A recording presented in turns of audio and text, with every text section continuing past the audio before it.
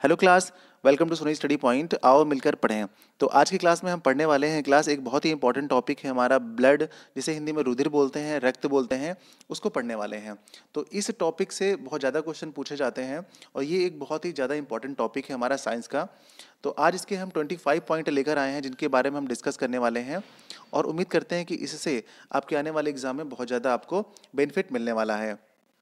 तो चलिए class in 25 point को डिस्कस करते हैं। पहला जो हमारा पॉइंट है वो जाएगा कि रक्त की खोज कार्ल लैंडस्टीनर ने की थी। ठीक है, जो रक्त है यानी ब्लड है उसकी खोज किसने की थी? कार्ल लैंडस्टीनर ने की थी।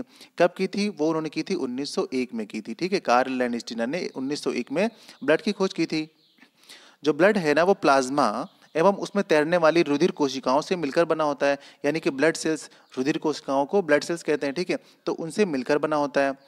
रक्त के शुद्ध करने की प्रक्रिया को डायलिसिस कहते हैं। ये बहुत बार एग्जाम में पूछा गया है कि प्यूरिफिकेशन ऑफ ब्लड, तो ब्लड को शुद्ध करने के प्रोसेस को क्या बोलते हैं? डायलिसिस बोलते हैं। क्या बोलते हैं? डायलिसिस। जो हमारा ब्लड होता है वो एक कनेक्टिव टिश्यू होता है, मतलब इसे हिंदी में बोलते हैं, जो रक्त होता है एक तरल संयोजी ऊतक होता है। ये एक कनेक्टिव टिश्यू होता है क्योंकि बहुत सारी सेल से मिलकर बना होता है, इसलिए ये टिश्यू होता है। जो टिश्यू होता है ना वो बहुत सारी सेल से मिलकर बनता है। ठीक है, तो जो ऊतक होता है हिंदी में बोलते हैं ऊतक, तो ऊतक बहुत सारी कोशिकाओं से मिलकर बना होता है। ठीक है, तो हमारा जो ब्लड होता है वो एक कनेक्टिव टिश्यू होता है। ये भी कई बार एग्जाम में पूछा गया है। बहुत सारे ऑप्शन होते हैं तो आपको मिल जाएगा कनेक्टिव टिश्यू, तो आप उस पर टिक करिए, कनेक्टिव टिश्यू होता है। जो भी मैंने पॉइंट उठाए हैं सारे के सारे प्रीवियस ईयर में जो इस टाइप के क्वेश्चन पूछे गए हैं ना, मैंने उसी के बिहाफ पर पॉइंट बनाए हैं। ब्लड का जो पीएच मान होता है वो होता है 7.4। अब 7.4 होता है तो आप इसको देख करके बता सकते हैं कि ब्लड का नेचर कैसा होता है। ये मतलब आपका अम्लीय होता है या फिर क्षारीय होता है, मतलब एसिडिक होता है या फिर एल्कलाइन होता है। चलिए इसको हम आपको समझाते हैं। ये एक आप लाइन देख रहे हैं, ठीक है, बीच में इसको मैंने ब्रेक कर दिया टू इक्वल पार्ट में। ये है आपका न्यूट्रल पॉइंट। ठीक है, एन दे दिया मैंने यहाँ पे। इधर आपका एसिड है और इधर आपका बेस है। ओके, तो यहाँ से ऊपर देखिए मैंने नंबरिंग कर दी है, तो यहाँ पर 0 होता है। इधर से आप स्केल करते रहेंगे इस तरह इस तरह इस तरह ऐसे करके, तो यहाँ पर 7 आना चाहिए। ओके, फिर इधर से आप ऐसे करते रहेंगे तो यहाँ पर लास्ट में 14 आना चाहिए। ठीक, इस तरह। तो इसकी इस तरह नंबरिंग रहती है। तो बीच में जो एन देख रहे हैं आप, ये है आपका न्यूट्रल पॉइंट। ओके, तो हमारा जो ब्लड का मान है वो कितना है? देखिए 7.4 है, मतलब 7 से कुछ इस तरफ यहाँ पर कहीं लाई कर रहा होगा। ठीक है, मतलब वो क्या है? एसिड की तरफ नहीं है, न्यूट्रल पॉइंट के राइट साइड में ना, मतलब वो बेस की तरफ आ गया। इसीलिए हमारा जो ब्लड होता है वो अम्लीय नहीं होता है, वो क्षारीय होता है, मतलब वो एल्कालाइन सॉल्यूशन होता है। ठीक है, जो हमारा ब्लड होता है वो एल्कालाइन सॉल्यूशन होता है। तो बहुत बार एग्जाम में पूछा गया है कि जो ब्लड का सॉल्यूशन होता है वो कैसा होता है। तो ऑप्शन में आपको मिल जाएगा एसिडिक होता है, न्यूट्रल होता है, एल्कालाइन होता है। ठीक है, तो इनमें से आपको, या फिर इनमें से कोई नहीं, तो हमारा जो होता है वो कैसा होता है? एल्कलाइन सॉल्यूशन होता है। ठीक है, क्षारीय विलयन होता है हमारा रक्त। तो उम्मीद करता हूँ आप पीएच वैल्यू इससे समझ गए होंगे निकालना। किसी की भी निकालना होगा आपको कभी, तो आप देखेंगे न्यूट्रल पॉइंट, अगर न्यूट्रल पॉइंट के राइट साइड में होगा, 14 की तरफ होगा, तो मतलब वो कैसा हो जाएगा? आपका एल्कलाइन हो जाएगा, मतलब क्षारीय हो जाएगा। अगर 7 से कम होगा तो वो अम्लीय हो जाएगा, यानी एसिडिक हो जाएगा। ठीक है, चलिए अगला देखते हैं। एक बूंद ब्लड में 10,000, ठीक है, 10,000 WBC पाया जाता है। एक बूंद जो ब्लड होता है उसमें कितना? 10,000 WBC पाया जाता है। और 2.5 लाख जो है ना वो प्लेटलेट्स होती हैं। किसमें? सिर्फ एक बूंद ब्लड की बात कर रहे हैं। एक बूंद ब्लड यानी 1 ड्रॉप ऑफ ब्लड में कितना? 10,000 WBC यानी वाइट ब्लड सेल्स होती हैं, और 2,50,000 हमारी प्लेटलेट्स होती हैं। ठीक है, ये वही प्लेटलेट्स हैं जो डेंगू होने पर बहुत ज़्यादा कम हो जाती हैं। ठीक है, डेंगू की वजह से सबसे ज़्यादा प्रभावित क्या होता है? प्लेटलेट्स ही होती हैं जो बहुत ज़्यादा कम होने लगती हैं। अगला पॉइंट देखते हैं। 7 पॉइंट है हमारा, एक एडल्ट ह्यूमन में यानी कि एक वयस्क मनुष्य में 5 से 6 लीटर रक्त पाया जाता है। ठीक, अगला पॉइंट ये हमारा कि महिलाओं में पुरुषों की तुलना में आधा लीटर जो रक्त है वो कम पाया जाता है। मतलब जितना भी ह्यूमन में पाया जाता है उससे आधा लीटर कम जो है वो महिलाओं में यानी कि फीमेल्स में पाया जाता है। अगला पॉइंट हमारा, विश्व का पहला जो ब्लड बैंक है वो शिकागो में 1937 में खोला गया था। जिसका नाम क्या था? जिसका नाम है कुक काउंटी हॉस्पिटल था। देखिए आप यहाँ पे क्या नाम है इसका? कुक काउंटी हॉस्पिटल है इसका नाम। ठीक है, अगला पॉइंट देखते हैं।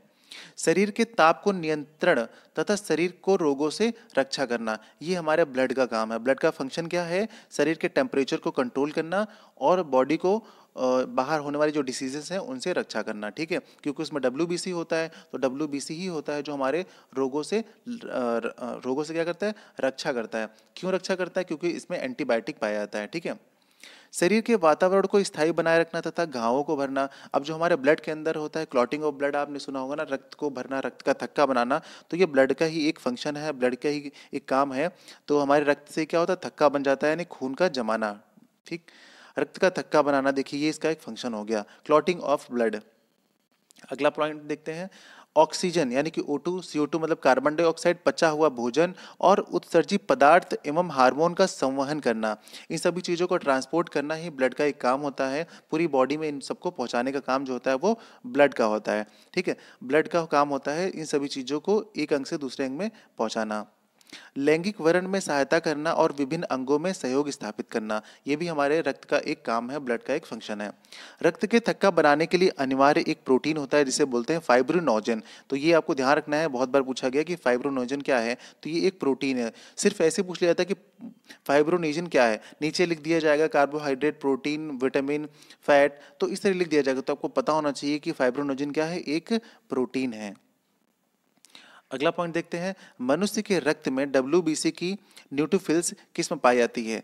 कई बार तो क्वेश्चन ये भी पूछा गया है कि मनुष्य के रक्त में डब्ल्यूबीसी की कौन सी किस्म पाई जाती है, मतलब किस टाइप का डब्ल्यूबीसी पाया जाता है, तो उसे बोलते हैं न्यूट्रोफिल्स। आप इसे ध्यान रखिएगा, इसे याद कर लीजिएगा, न्यूट्रोफिल्स किस्म पाई जाती है, ये एक टाइप है डब्ल्यूबीसी का, वो ह्यूमन में पाया जाता है।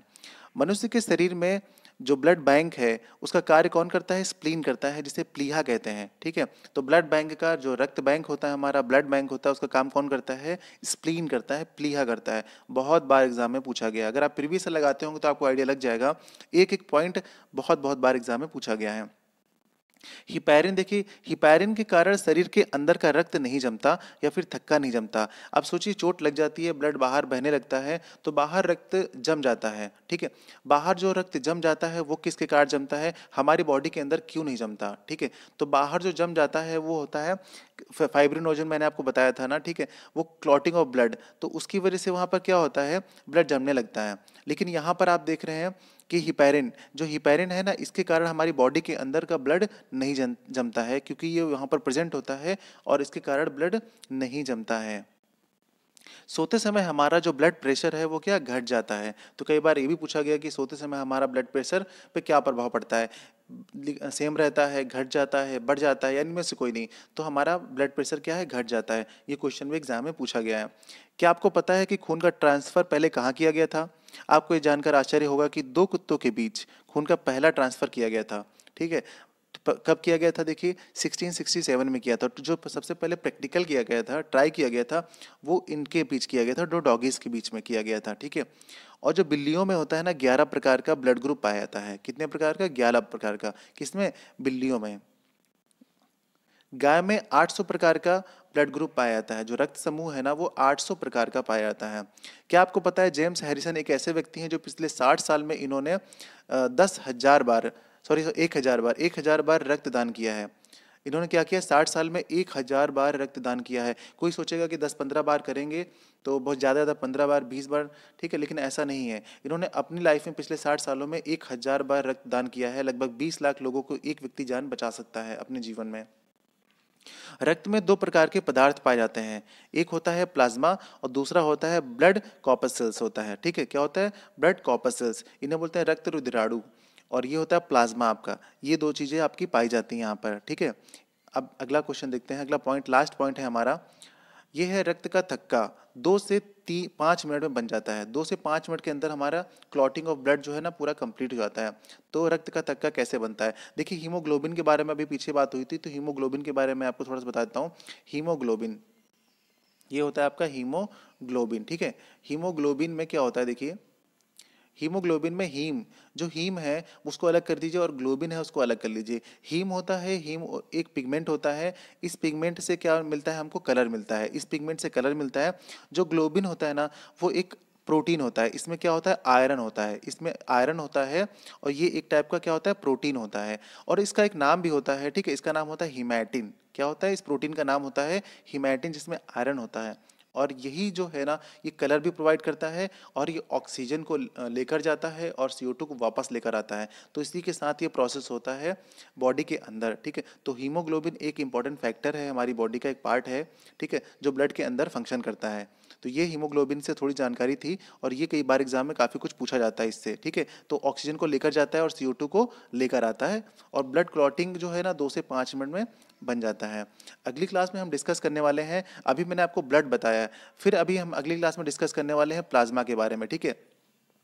प्लाज्मा के बारे में डिस्कस करने वाले हैं। चलिए प्लाज्मा के बारे में, और उसके बाद ब्लड कॉर्पसल्स के बारे में डिस्कस करने वाले हैं, ठीक है। इन 2 चीज़ों के बारे में हम अगली क्लास में डिस्कस करने वाले हैं। प्लाज्मा के बारे में थोड़ी सी हिंट आपको हम दे देते हैं यहाँ पर कि प्लाज्मा क्या होता है। देखिए, जो प्लाज्मा होता है ना, प्लाज्मा वो 60% पार्ट होता है हमारे टोटल ब्लड का। 100% जो ब्लड है हमारा, उसका 60% पार्ट होता है प्लाज्मा। प्लाज्मा में जो होता है वो 90% होता है वाटर हमारा, ठीक है। 90% वाटर होता है, और प्लाज्मा का जो मेन फंक्शन होता है, ये क्या करता है, डाइजेस्टेड फूड जो होता है, ठीक, क्या करता है, डाइजेस्टेड फूड जो होता है ना, इसको, और हार्मोन्स को, ठीक है, डाइजेस्टेड फूड और हार्मोन, इनको ही क्या करता है, पूरी बॉडी में सर्कुलेट करता है, इनको लेकर जाता है। ये होता है प्लाज्मा का काम, ठीक है। प्लाज्मा में जान नहीं होती है, ये एक निर्जीव तरल पदार्थ होता है, ठीक है।